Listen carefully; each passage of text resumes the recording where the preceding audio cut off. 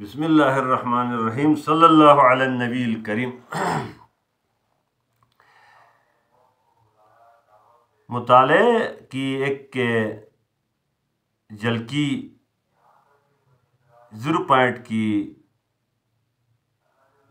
گہرے مطالعے کی کالم سے ہوتے ہیں۔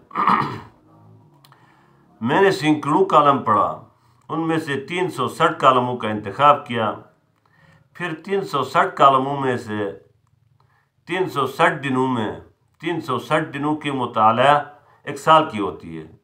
60 کالمز کو الگ کیا۔ 60 کالمز میں نے 60 کلمے نکالا اور 60 کلموں میں سے میں نے چھانٹ کر 6 کلموں کا مکالمہ بنایا تھا۔ تو آج میں وہ 6 کلمے آپ کو اپلوڈ کرنا چاہتا ہوں۔ تو ان میں سے سب سے پہلا کلمہ یہ ہے کہ ہمیں اسلام کی اصل سپٹ روح کو نہیں سمجھایا جا رہا ہے۔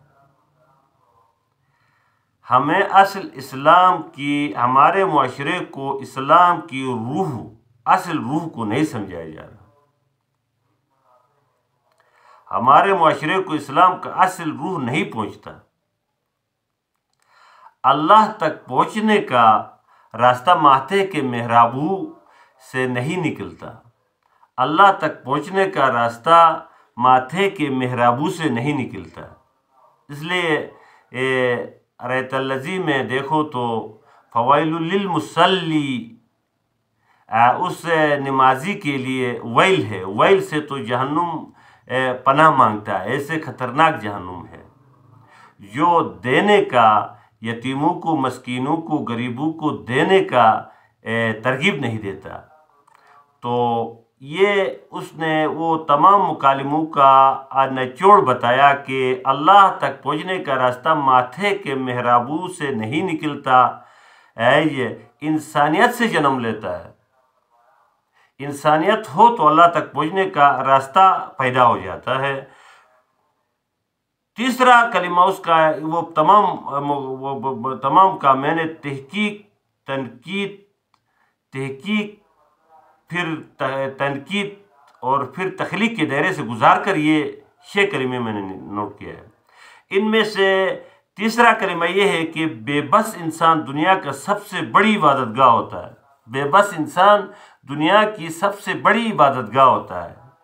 حدیثوں کا بھی مفہوم ہے کہ اللہ پاک خود فرمائے گا، میں بے بس انسان کی شکل میں آپ سے ملا تھا۔ ایسے سوالات کریں گے اپنے انسانوں سے حشر کے دن، قیامت کے دن۔ تو بے بس انسان دنیا کی سب سے بڑی عبادت گاہ ہوتا ہے، بے بس انسان۔ تو دوسرا لفظ اس نے کہا کہ ہم بے جان عبادت گاہوں کو، اینٹوں کو، چیزوں کو تو خرچ کر رہے لیکن زندہ عبادت گاہ کو خرچ نہیں کر رہے۔ تو بے بس انسان دنیا کی سب سے بڑی عبادت گاہ ہوتا ہے۔ فلاح و بہبود عبادتوں کے پرانے بت توڑ دیتا ہے۔ فلاح و بہبود عبادتوں کے پرانے بت کو توڑ دیتا ہے۔ فلاح و بہبود اصل میں تو اس کے چوتھا بات یہ ہے کہ اسلام کا 90% حصہ فلاح و بہبود پر مشتمل ہے۔ 90% حصہ فلاح و بہبود پر مشتمل ہے۔ خوشحالی معاشروں کا آخری گول ہوتی ہے، خوشحالی معاشروں کا آخری گول ہوتی ہے اور تعلیم کو شعور کی غرض سے حاصل کرنے سے آتی ہے۔